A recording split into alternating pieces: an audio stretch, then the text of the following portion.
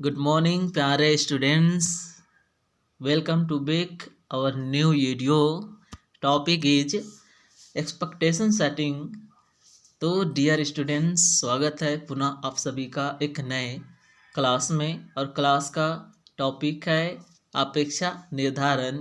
तो अपेक्षा निर्धारण कंपनीज में होती है.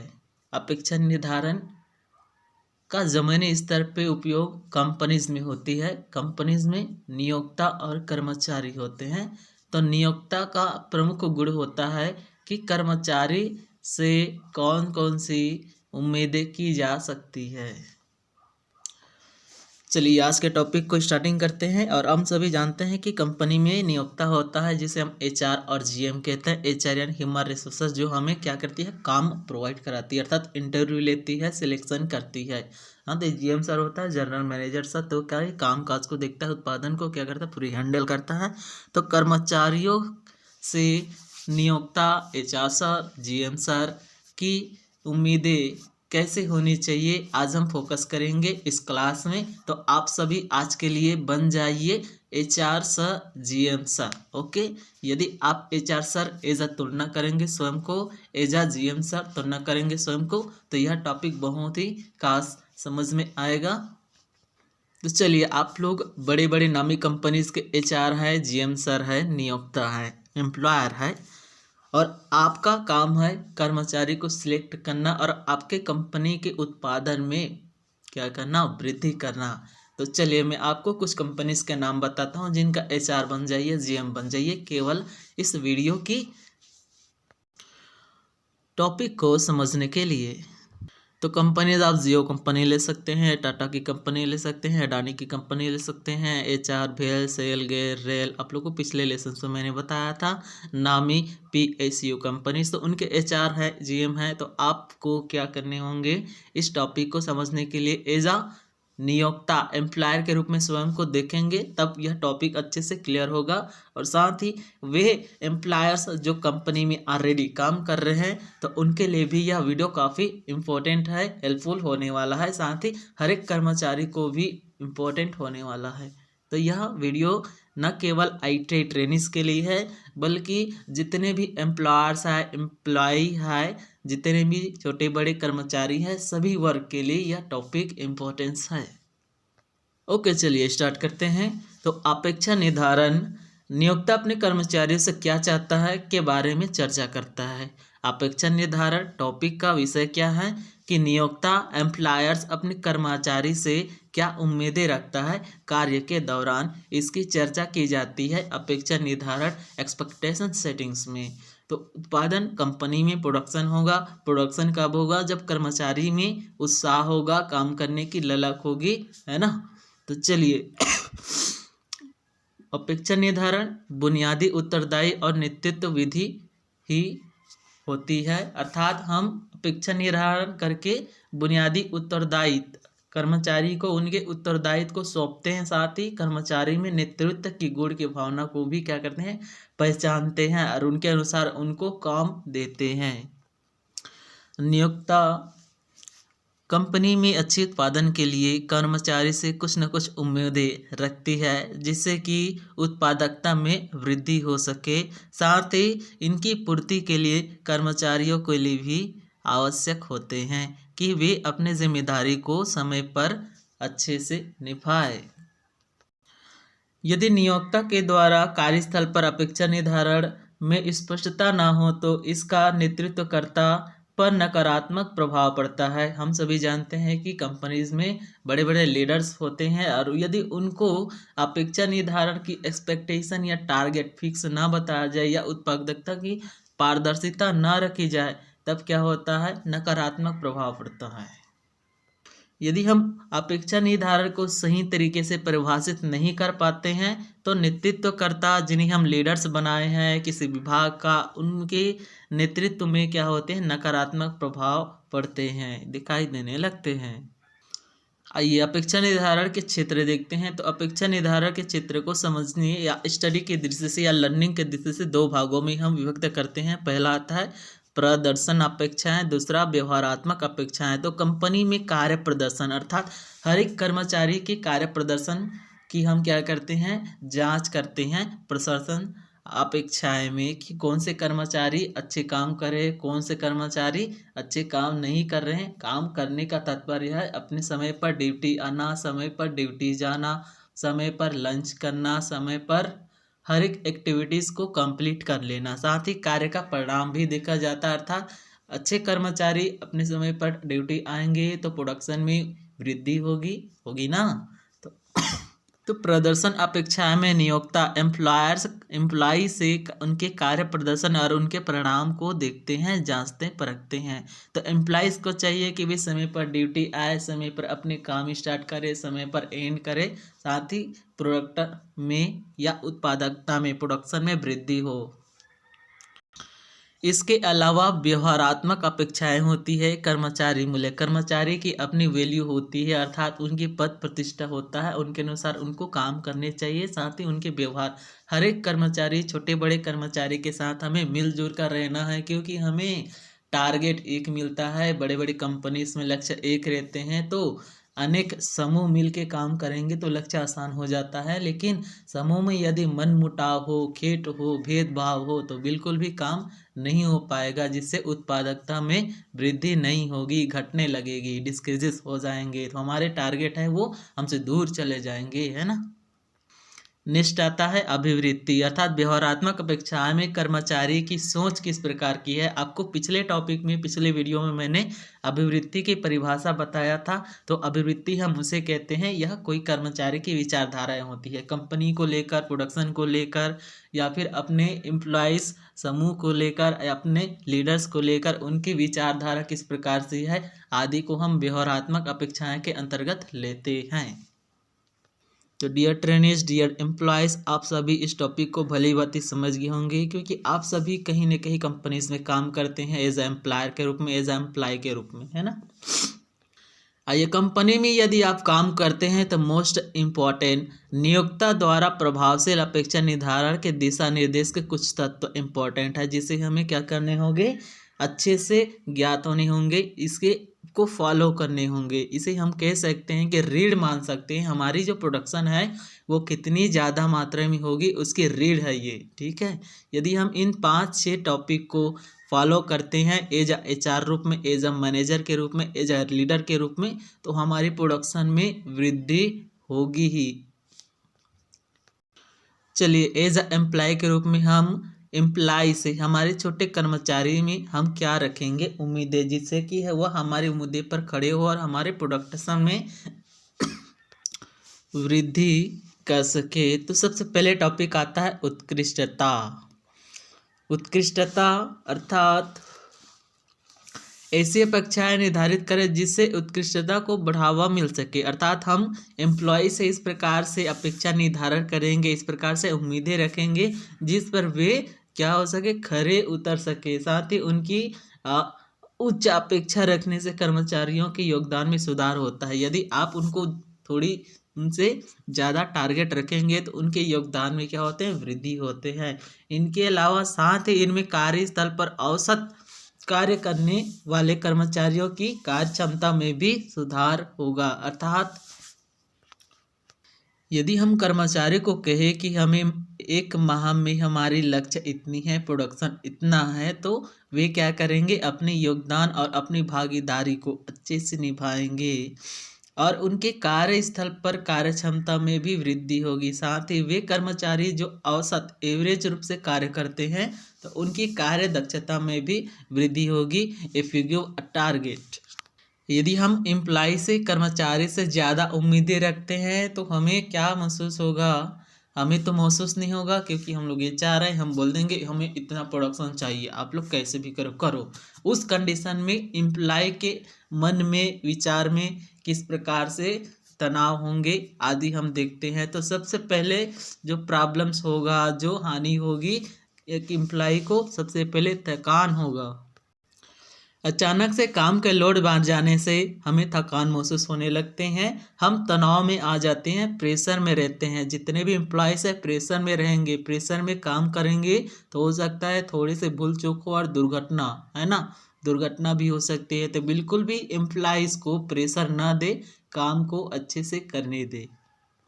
यदि काम अत्यधिक बढ़ जाती है तो हम उबाऊपन फील करते हैं, हमें क्या होता है, बोर फील होने लगता है। अस्थिरता, यदि कार्य में वृद्धि हो जाए, लक्ष्य बड़ा दे दिया जाए अचानक से, तो मन में अस्थिरता आ जाती है कि कैसे हम कम समय में ज़्यादा काम कर ले। हड़बड़ी में रहते हैं और हड़बड़ी में हो जाता है गड़बड़ी।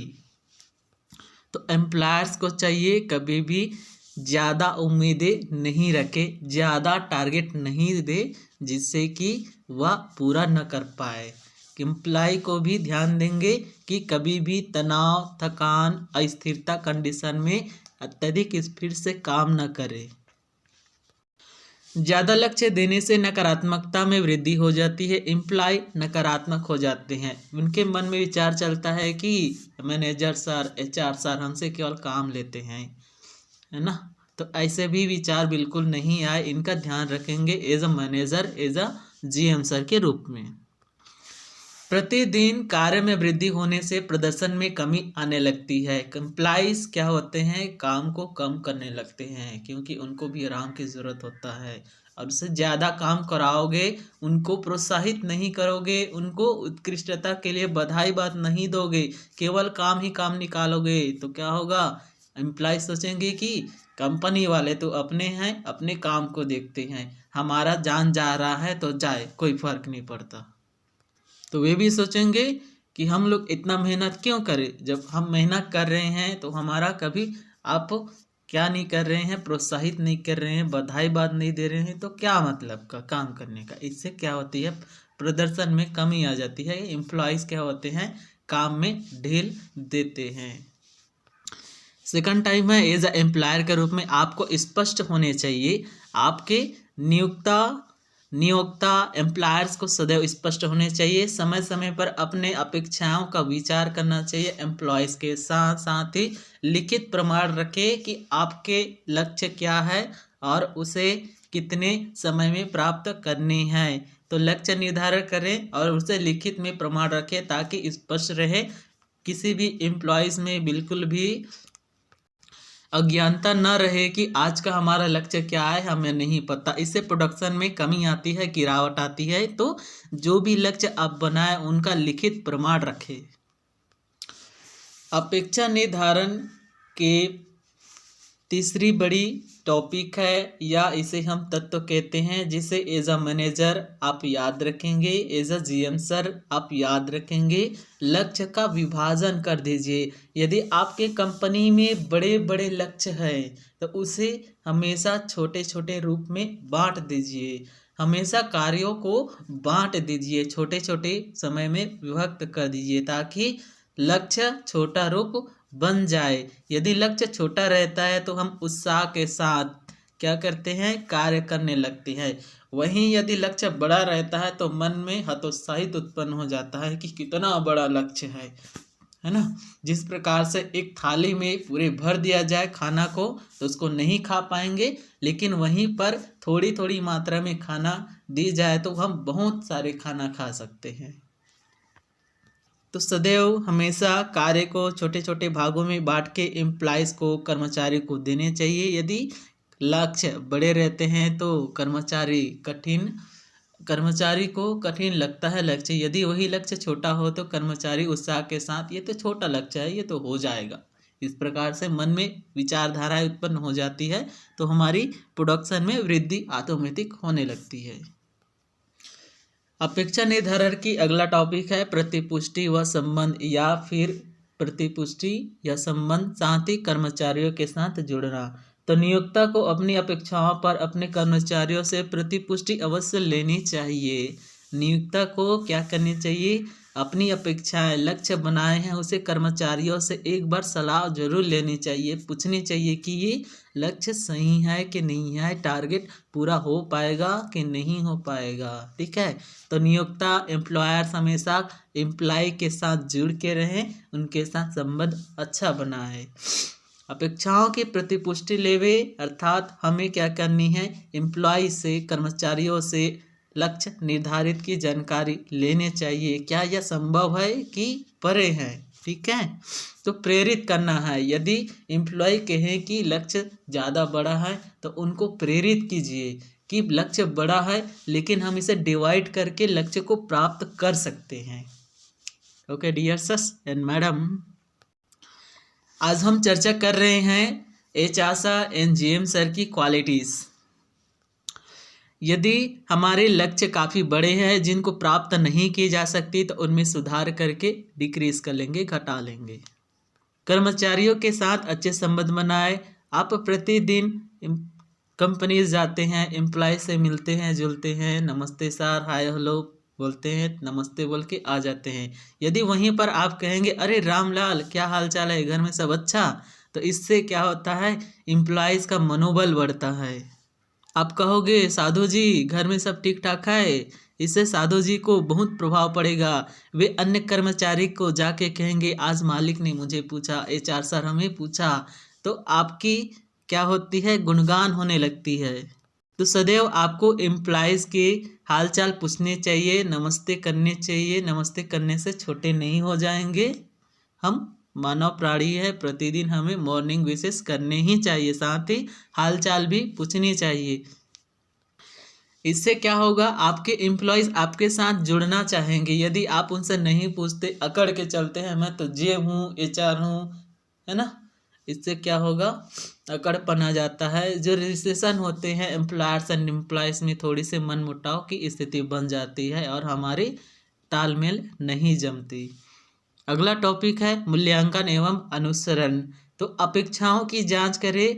आपने लक्ष्य बनाया कि हमें इतने समय में टारगेट चाहिए, पूरे होने चाहिए, ठीक है, तो आप उनके समय समय पर जांच करेंगे, समय समय पर लक्ष्य प्राप्त हो रहा है उनको नोट करेंगे कि क्या हम अपनी अपेक्षाओं को पूरा कर पा रहे हैं।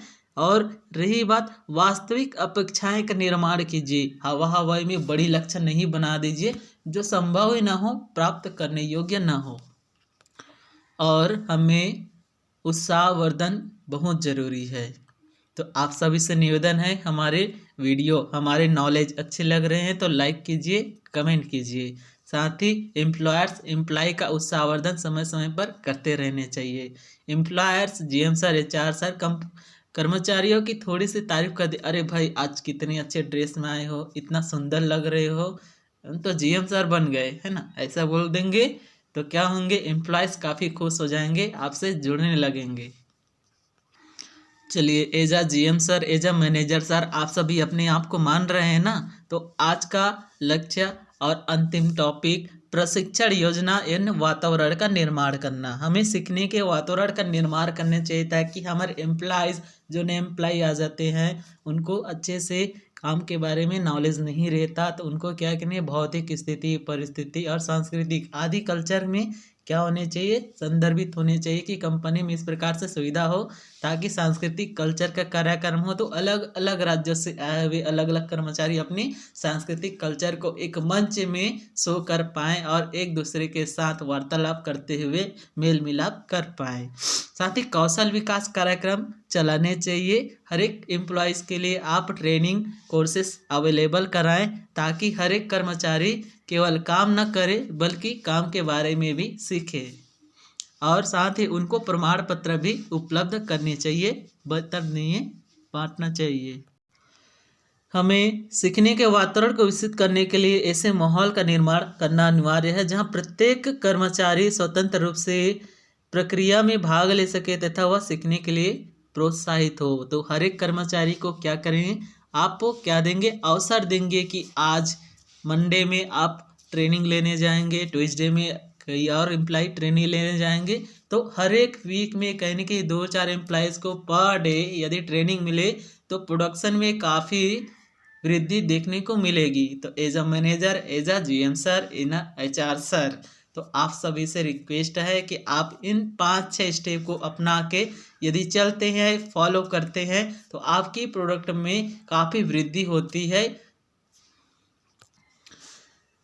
तो इस टॉपिक पर अभी हमने चर्चा किया जो कि एक एचआर सर और जीएम सर एम्प्लॉयर्स के क्वालिटीज़ होने चाहिए कि वे हम कर्मचारी में उत्कृष्टता की भाव उत्पन्न करें, कर्मचारी अपने अपेक्षाओं को स्पष्ट रखें, लक्ष्य का छोटे छोटे भागों में विभाजन करके वितरण करें, प्रतिपुष्टि एवं संबंध बनाना, कर्मचारियों का उत्तर भी पूछने चाहिए, साथ ही उनसे रिलेशन अच्छे रखें, मूल्यांकन एवं अनुसरण करें, आपके जो लक्ष्य है वो पूरा हो रहे हैं कि नहीं हो रहे हैं, कब हो रहे हैं, और वास्तविक अपेक्षाएं, साथ ही उत्साहवर्धन भी करें। साथ ही प्रशिक्षण योजना, किसी भी कंपनी की सक्सेस या सफलता का सबसे बड़ी राज होता है कि कंपनी में प्रशिक्षण योजना है कि नहीं है।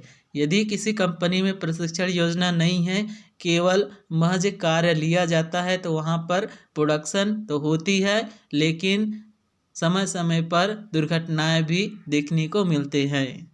तो दुर्घटना से बचने के लिए प्रशिक्षण योजना रखिए। हर एक कंपनी में सप्ताह में 2 दिन 3 दिन ट्रेनिंग कार्यक्रम होने चाहिए और प्रत्येक कर्मचारी को अवसर मिलने चाहिए, ताकि टेक्निकल रूप से एजुकेटेड हो सके, साथ ही उनको एम्प्लीफाई कर सके अपनी प्रोडक्शन के प्रोसेसिंग के दौरान। तो इस प्रकार से आज का हमारा वीडियो यहीं पर हम समाप्त करते हैं। उम्मीद करता हूँ आप एचआर सर, एचआर मैडम की क्वालिटीज़ को सीख गए होंगे और अपने दैनिक जीवन में इसे इम्प्लाई कीजिए, फॉलो कीजिए, ताकि आपके प्रोडक्शन में वृद्धि हो। एज अ स्टूडेंट हो तो आप क्या करेंगे, लक्ष्य बनाएंगे, आपके स्टडी में वृद्धि होगी। एज ए एम्प्लॉयर हो तो आपके कंपनी के प्रोडक्शन में वृद्धि होगी। यदि आप नन्हे मुन्ने बच्चे हो तो आपके पढ़ाई में वृद्धि होगी। यदि आप कहीं काम करते हैं तो वहाँ की कामकाज में वृद्धि होगी। तो काफ़ी अच्छी वीडियो रही मेरे ख्याल से। तो यदि वीडियो अच्छी है तो लाइक कीजिए, कमेंट कीजिए, हमें कमेंट के सेक्शन में जानकारी दीजिए कि आप लोग कहाँ कहाँ काम करते हैं, और इस वीडियो को ज़्यादा से ज़्यादा स्टूडेंट्स ग्रुप में शेयर कीजिए, ताकि उनको शिक्षण का माहौल मिल सके हमारे यूट्यूब चैनल पटेल सर में।